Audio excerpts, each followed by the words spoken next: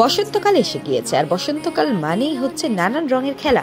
চারিদিকে পালিত হচ্ছে বসন্ত উৎসব। ঠিক একইভাবে দক্ষিণ দমদম পৌরসভা 24 নম্বর ওয়ার্ডের পৌরপিতা কমল মণ্ডলের উদ্যোগে সাতগাছি স্পোর্টস কমপ্লেক্সের মাঠে আয়োজিত হলো বসন্ত উৎসব ও সাংস্কৃতিক অনুষ্ঠান, যেখানে সকল মা বোনেরা এসে নৃত্য এবং গান দিয়ে আজকের সন্ধ্যা আলোকময় করে তোলেন। পাশাপাশি আবির খেলেন এবং খাবার খেয়েও আনন্দ উপভোগ করেন। সকলে মিলে একত্রিত হয়, সন্ধ্যা আলোকময় করে তোলে। আজকের এই অনুষ্ঠানে উপস্থিত ছিলেন নাগেরবাজার থানার আইসি তরুণ দেবনাথ, উপস্থিত ছিলেন কস্তুরী চৌধুরী, এছাড়াও ছিলেন একাধিক নেতা নেতৃত্বরা।